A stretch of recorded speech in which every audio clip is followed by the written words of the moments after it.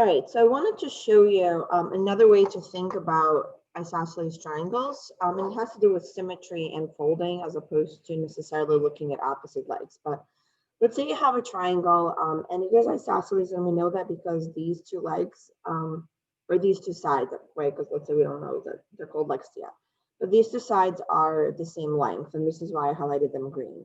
Right, so one way to think about that is you can imagine folding, or like, so if somebody asks you, is there any symmetry here?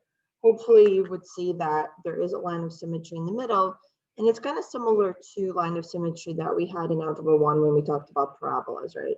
So it's kind of the line that can become a fold line where you fold them and it's identical, and that's exactly what we're going to do. So what we can do is we can fold this triangle so that it's folded along the line of symmetry. And then essentially what you have is two congruent little triangles. And they're both going to be right triangles because when we fold it, the way that we fold it, this is going to be 90-degree angle. Okay, so then how does this help us? Well, when you fold it, right, so what you notice hopefully is that these two angles overlap perfectly together, perfectly on top of each other. And that was the definition of being congruent, right? So it's the same shape and size, but when you overlap the objects together, they align perfectly. So that tells us that these two angles have to be congruent to each other. So we're going to mark that. Right, so this angle here is going to be congruent to this angle here. Right, and then not necessarily as important, but also, and I'm not going to mark it, but just it's good to know. So when you fold it, like these two little triangles are also going to be congruent to each other. And this is going to be something we're going to come back to in the next chapter also, but this is going to be important for us. So there are some special names for parts of this isosceles triangle, so we just want to be familiar with that. So if, again, your triangle can really look anyway, right, when you see a new problem or a new diagram, but it's most helpful for us to think about it when it is kind of facing this way where the two congruent triangles are in the bottom. So this side right here is called a base. And then these two angles are attached to it, so we would call them base angles. So these are going to be called base angles.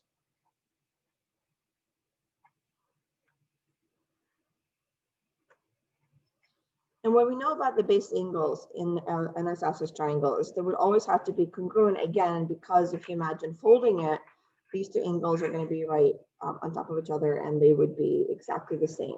Right. So the other name that shows up is that so these two sides that are congruent, we actually call it, they're called legs. So leg and leg. So two legs, and the legs are congruent to each other. And then the last angle we're going to mark is this angle on the top. So the point on the top has a special name. So this is called a vertex. And then the angle that is included by your two legs, so this angle right here, is going to be, it has a special name. It's going to be called a vertex angle.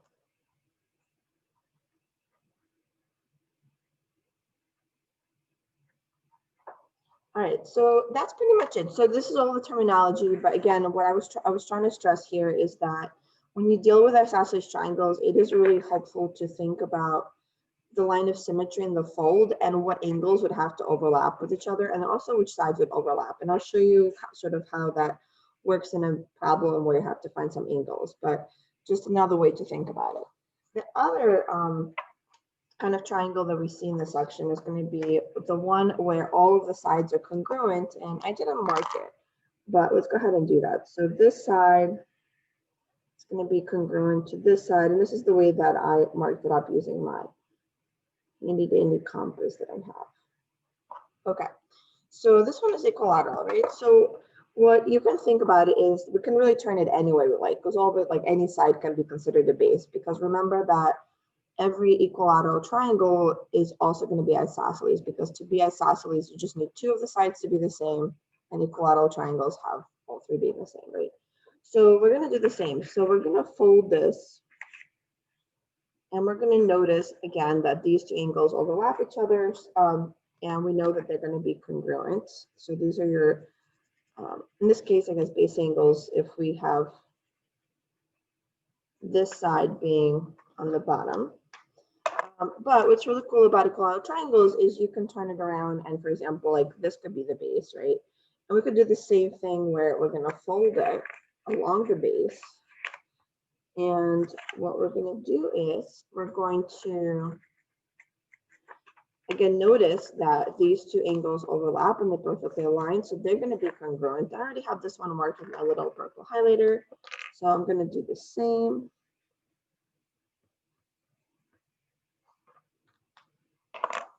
And we actually have one more line of symmetry. So right now we have two.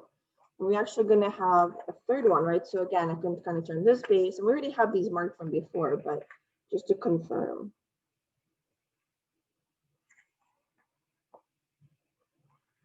There we go.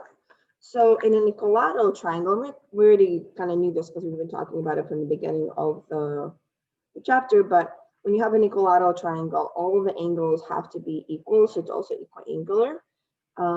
But again, it has to do with the fact that the base angles of an isosceles triangle are congruent. And then you can sort of keep flipping this and keep thinking about it different ways. But that's it. All right, so I'm going to show you one problem where we actually going to use a line of symmetry without folding paper, but we're going to draw it in and we're going to imagine it to find some missing angles. All right, so I found some problems that had to do with isosceles triangles. So I want to show you how I would use a line of symmetry to kind of help me figure out what's going on, right? So this picture is nice because it has the base right on the bottom, so you don't have to really turn it around. So your line of symmetry is going to go through the vertex, right? So it's going to sort of break up your triangle this way. And you can't really fold it necessarily, but you can imagine folding it. And when you fold it, you hopefully see that it would be this angle, this base angle, that would overlap with this one. Right, so if we're not sure what to set equal to each other, then imagining folding it helps, right? So this angle would also have to be 2x plus 2. And then now we have all three angles, and we know that the sum of the angles would have to be 180. So we can go from there. But it's important to know which two angles to kind of copy over, I would say. Now this one over here, right? So it doesn't look as nice necessarily because it's not like the base is not on the bottom. So one thing you can do is, well, if you had the paper, right, you could turn it around. But if you've taken this test on a elastic or something, you can't really flip it around necessarily. But we could still draw in a line of symmetry. And even though here we don't have to find the angles, we have to classify by measures the angles, but we could still use this picture. That's not the point, right? So you draw in the line of symmetry, and you imagine which two angles had to be congruent to each other. So it would have to be these angles, right? So again, when we overlap and we fold it, these are the two angles that would overlap together. So here you have your angles. And then again, you have three angles, and we know the sum of all three angles would have to be 180. So this is just another way of thinking about isosceles and equilateral triangles. Again, you can totally make your own triangle at home and fold it if you kind of have a visual, and you can even have like a triangle that you can have for your reference and just keep relabeling stuff also. So if you have a new math problem and you have a little triangle at home, we used to do that in class.